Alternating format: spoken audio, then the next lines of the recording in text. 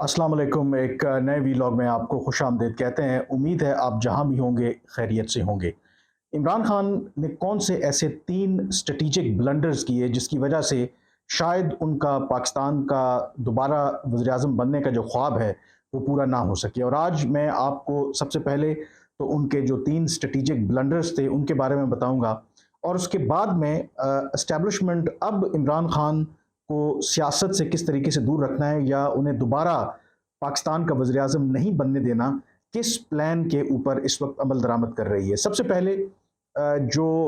मैं 3 ब्लंडर्स के बारे में इस वक़्त बात करने लगा हूँ या इमरान खान की जो मिसकैलकुलेशन थी या उनका ओवर कॉन्फिडेंस था, जिसकी वजह से आज जो इमरान खान को जिन हालात का सामना है या उनकी जमात को जिन हालात का सामना है, तो उनका बराह रास्त उन तीनों ब्लंडर से या मिसकैलकुलेशन से उसका ताल्लुक है। सबसे पहले जब इमरान खान को पिछले साल अप्रैल में तहरीक अदम एतमाद के ज़रिए हटाया गया, तो उन्होंने ज़ाहिर है कि हुकूमत से निकलते ही एहतजाज शुरू कर दिया और उन्होंने कहा कि उनको एक अमरीकी साजिश के ज़रिए हटाया गया है और उसमें उन्होंने लोकल हैंडलर्स का भी नाम दिया। उसके बाद उन्होंने मुतालबा शुरू कर दिया कि मुल्क में फ़ौरी इंतखाबात करवाए जाएँ और उसके बाद फिर उन्होंने ऐलान कर दिया। शुरू में उन्होंने कुछ जलसे जुलूस किए और फिर मई में पिछले साल उन्होंने लॉन्ग मार्च किया और इस लॉन्ग मार्च का मकसद हुकूमत के ऊपर दबाव डालना था कि वो फौरी इंतखाबात करवाए। इस बीच जो है, ज़ाहिर है कि तहरीक अदम एतमाद के बाद जब इमरान खान की हुकूमत चली गई, इमरान खान वज़ीर-ए-आज़म नहीं रहे, तो कहीं न कहीं उस वक़्त जनरल बाजवा आर्मी चीफ़ थे, एस्टेब्लिशमेंट पीडीएम और इमरान खान के दरमियान जो राब्ते हैं वो अपनी जगह पे कायम थे। कहीं न कहीं बातचीत चल रही थी और कोशिश की जा रही थी कि बजाए इसके कि मुल्क एक सियासी बहरान की तरफ बढ़े या जो सियासी बहरान है वो मज़ीद गंभीर हो, उसका कोई हल निकाल लिया जाए। और पीडीएम के अंदर भी उस वक़्त मुख्तलिफ आरा थी, मसलन जो शहबाज शरीफ थे या मौलाना फजल रहमान थे या पीपल्स पार्टी थी, ये इस हक में नहीं थे कि फ़ौरी इंतखाबात करवाए जाएँ, यानी कि तहरीक अदम एतमाद कामयाब होने के बाद जो ज़रूरी इस्लाहात या कानून साज़ी करनी है, नैब के कवानीन में तब्दीलियाँ करनी हैं या जो पीडीएम का ख़्याल था कि कुछ जो इंतखाबी इस्लाहात करनी है इलेक्शन लॉज़ के अंदर, उनको करने के बाद फिर असम्बलियाँ तहलील कर दी जाएँ और आम इंतखाबात करवाए जाएँ। इस पर जैसे मैंने कहा कि शहबाज शरीफ, मौलाना फजल रहमान, पीपल्स पार्टी शायद इस हक में नहीं थे कि फ़ौरी इंतखाबात करवाए जाएँ। लेकिन जो मियाँ नवाज़ शरीफ थे या उनके साथ जो बाकी लोग थे जिसमें शाहिद खाकान अब्बासी भी थे, उनका ये मानना था कि हमें फ़ौरी इंतखाबात यानी कि जो भी नेसेसरी जो रिफ़ॉर्म्स करनी है या कानून साज़ी करनी है, उसके बाद आम इंतखाबात की तरफ जाना चाहिए और एक नए मैंडेट के साथ हमें सामने आना चाहिए। तो इस बीच इमरान खान साहब का भी मुतालबा था कि फ़ौरी इंतखाबात होने चाहिए। तो फिर बिहाइंड द सीन मुज़ाकरात हुए। एक हिस्सा यकीनी तौर पर ये आप पहले भी जान चुके होंगे कि इमरान खान और पीडीएम और एस्टेब्लिशमेंट के दरमियान ये मुआहदा तय पा गया था कि मुल्क के अंदर फ़ौरी इंतखाबात होंगे और उसके साथ-साथ जो असेंबलियाँ हैं वो तहलील कर दी जाएँगी, प्रोवाइडेड कि इमरान खान मज़ीद जो है वो एहतजाज नहीं करेंगे और लॉन्ग मार्च नहीं करेंगे। आज मैं आपको जो खबर दे रहा हूँ कि इससे पहले शायद किसी तारीख की बात नहीं हुई थी। बहुत ही जो फ्रॉम हॉर्सेस माउथ वो लोग जो इस प्रोसेस में बराह रास्त इन्वॉल्व थे, उनमें से एक शख्सियत की मेरी बात हुई और उन्होंने बताया कि 5 सितंबर 2022 इलेक्शन की तारीख जो है वो तय पा गई थी। बिहाइंड द सीन जो मुज़ाकरात हुए, पीडीएम, तहरीक इंसाफ और एस्टेब्लिशमेंट भी उसमें शामिल थी। 5 सितंबर 2022 को इंतखाबात की तारीख तय पा गई थी, लेकिन इमरान खान ने बावजूद उस अंडरस्टैंडिंग के जो उनकी टीम के, उनकी मुज़ाकराती टीम के पीडीएम और एस्टेब्लिशमेंट के साथ तय पाए थे, उन्होंने ऐलान कर दिया लॉन्ग मार्च का। और जब लॉन्ग मार्च और धरने का उन्होंने ऐलान किया, तो वहाँ से जो हालात हैं वो बिगड़ गए और जो पीडीएम है, उन्होंने कहा कि अगर अब हमने इमरान खान या ये 5 सितंबर 2022 की तारीख का इंतखाबात का ऐलान कर दिया, तो तासुर ये जाएगा कि हमने इमरान खान के दबाव में आकर ये फैसला किया है, जिसकी वजह से वो जो सारा प्रोसेस है वो डीरेल हो गया और इमरान खान का जो सबसे अहम मुतालबा था वो बगैर धरना किए, बगैर लॉन्ग मार्च किए वो पूरा हो रहा था। तो सबसे बड़ा ब्लंडर इमरान खान साहब ने वो किया। अगर इमरान खान साहब वो लॉन्ग मार्च ना करते अपनी ज़िद पर ना अड़े रहते तो ऐन मुमकिन था कि पाकिस्तान में आम इंतखाबात हो जाते, और हो सकता है कि इमरान खान साहब जिस तरह अभी भी दावा करते हैं कि वो बहुत मकबूल हैं, ऐन मुमकिन है कि वो दोबारा वज़ीर-ए-आज़म भी बन जाते और आज वज़ीर-ए-आज़म बन जाते, वज़ीर-ए-आज़म होते भी। ये तो एक उन्होंने ब्लंडर किया। जब वो उन्होंने ब्लंडर किया तो फिर ज़ाहिर है कि मामलात जो हैं वो मज़ीद पेचीदा हुए और ख़राब हुए।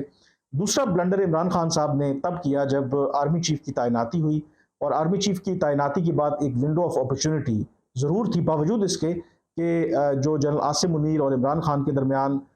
जो माजी में ताल्लुकात की नौइयत, और जब वो DGIS थे, बहुत सा एक बैगेज था, उसके बावजूद एक विंडो ऑफ अपॉर्चुनिटी थी। और उस वक्त इमरान खान साहब जब अगेन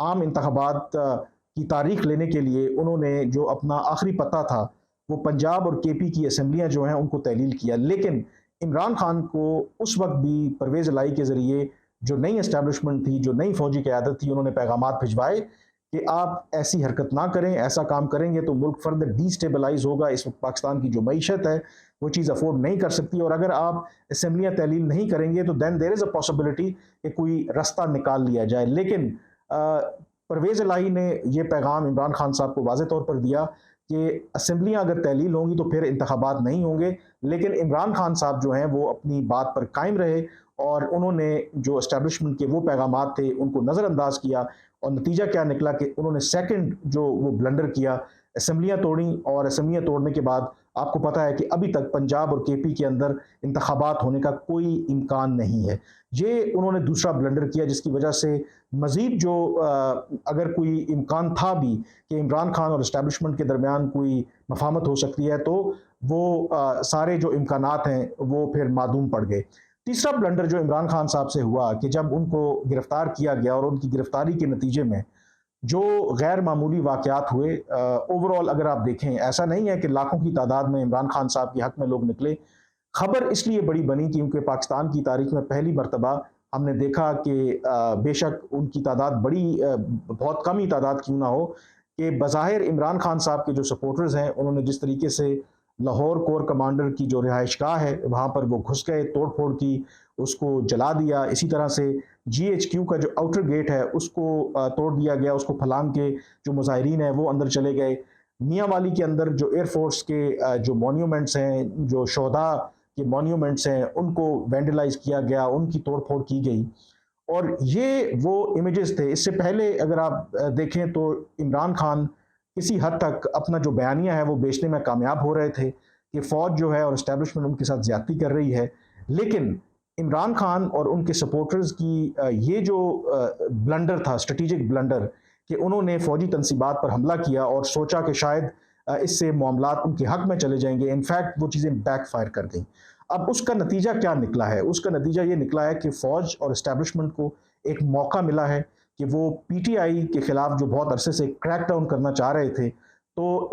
इन वाक़यात ने 9 मई को जो कुछ हुआ, वो एक जवाज़ उनको फ़राहम किया, जिसकी वजह से अक्रॉस द कंट्री जो उनकी सीनियर लीडरशिप है, जो सेकंड टियर लीडरशिप है, जो आम उनके वर्कर्स हैं, जो सोशल मीडिया के ऊपर PTI के लोग जो एक्टिव थे, उनके खिलाफ क्रैक डाउन किया जा रहा है, गिरफ्तारियाँ हो रही हैं, गिरफ्तार इवन बावजूद इसके कि अदालतों के हुक्मनामे के बावजूद लोगों को रिहा नहीं किया जा रहा। और दूसरी तरफ इमरान खान के जो भी sympathisers with in the establishment और इम्पोर्टेंटली जो अदालतों के अंदर, आला अदलिया के अंदर मौजूद थे, वो भी बैकफुट पर चले गए। क्योंकि अगर आप देखें, बेशक जो चीफ जस्टिस उमर अता बंदयाल ने इमरान खान को फौरी रिहा करने का हुक्म दिया, इस्लामाबाद हाई कोर्ट ने ऊपर तले उन्हें तमाम मुकदमात में ज़मानतें तो दी, लेकिन जो फ़ौजी तनसीबात के ऊपर हमले हुए उसकी जस्टिफिकेशन के लिए या उसकी हिमायत में कोई नहीं आ सकता। और वो लोग जो इमरान खान के सिंपथाइजर हैं विद इन द सिस्टम, वो भी बैकफुट पर चले गए हैं, और जिसकी वजह से इमरान खान के लिए जो सिचुएशन है वो मज़ीद गंभीर होती जा रही है। और अब इन तीनों जो ब्लंडर्स हैं, इसके नतीजे में अब किस प्लान पर अमल दरामद हो रहा है? तो प्लान बुनियादी तौर पर यह है कि अगर आप देखें कि कोर कमांडर्स की कॉन्फ्रेंस होती है, उसमें जो लोग मुलविस थे फ़ौजी तनसीबात में हमला करने वाले प्लानर्स या एग्जीक्यूटर, जो फ़ौज का कहना है कि उनके खिलाफ पाकिस्तान आर्मी एक्ट और ऑफिशियल सीक्रेट एक्ट के तहत मुकदमात चला जाएंगे। कल कोर कमांडर के इस फैसले की तौसीक नेशनल सिक्योरिटी कमेटी ने भी कर दी है। लेकिन जो नेशनल सिक्योरिटी कमेटी और जो कोर कमांडर्स की कॉन्फ्रेंस का दोनों एलामी अगर आप देखें तो उसमें एक जो पैराग्राफ है वो इस बारे में शामिल है कि तमाम जो फरीकैन हैं उन्होंने मुज़ाकरात के ऊपर जोर दिया। उन्होंने कहा कि तसादुम के बजाय मफाहमत की पॉलिसी को अपनाया जाए और मुल्क को इस वक्त जो मुआशी एतबार से, सियासी एतबार से बहुत से चैलेंजेस दरपेश हैं, उसका हल जो है वो मफाहमत के ज़रिए है, ना कि तसादुम के ज़रिए। तो ये सवाल इम्पोर्टेंट है कि ऐसी सूरत में जब एक तरफ हुकूमत इस्टेब्लिशमेंट पीटीआई के खिलाफ भरपूर क्रैकडाउन कर रही है, कोई एतमाद साजी के इक़दामात कोई नज़र नहीं आते, तो आखिर वो किसके साथ मुज़ाकरात करने की बात कर रहे हैं। तो उसके अंदर खबर आपके लिए ये है कि बुनियादी तौर पर जिस मंसूबे पर इस्टेब्लिशमेंट काम कर रही है वो इमरान खान को अब अल्ताफ़ हुसैन बनाना चाहते हैं। इमरान खान को आइसोलेट किया जा रहा है। अगर आप देखें तो कराची के एक एमएनए ने कल हमने देखा कि उन्होंने तहरीक इंसाफ को छोड़ने का ऐलान किया। इसी तरह से इत्तलात आ रही हैं कि तहरीक इंसाफ के बहुत अहम कई जो रहनुमा हैं वो आइंदा आने वाले दिनों में तहरीक इंसाफ छोड़ने का ऐलान कर सकते हैं। फवाद चौधरी का जो बयान है वो हमारे सामने है कि कल किस तरीके से उन्होंने जो फौजी तनसीबात पर हमलों को शर्मनाक करार दिया और यहाँ तक कहा कि अगर उसमें पीटीआई के लोग भी मुलव्वस हैं तो उनके खिलाफ कार्रवाई होनी चाहिए। इसी तरह से सेनेटर वलीद इकबाल पीटीआई के एक और रहनुमा, उन्होंने भी इस बात का इतराफ़ किया कि जो फुटेजेस उन्होंने देखी हैं उसमें तहरीक इंसाफ के कुछ ऐसे जो वर्कर्स हैं उन्हें ज़रूर नज़र आए हैं जो पीटीआई के जलसों में होते थे, और उन्होंने भी इस बात की तायद की है कि अगर पीटीआई के लोग भी इसमें मुलव्वस हैं तो उनके खिलाफ बाकायदा तौर पर पाकिस्तान आर्मी एक्ट और ऑफिशियल सीक्रेट एक्ट के तहत कार्रवाई होनी चाहिए। तो ये जो आपको नज़र आ रहा है ये चीज़ें आइंदा आने वाले दिनों में आप देखेंगे कि जो घेरा है वो इमरान खान के गिरद तंग होगा। उनके खिलाफ जो इस्टेब्लिशमेंट है इन सारे जो 9 मई के वाक़यात हैं उनको ट्राई करना चाहती है अंडर पाकिस्तान आर्मी एक्ट और ऑफिशियल सीक्रेट एक्ट। और दूसरी तरफ जो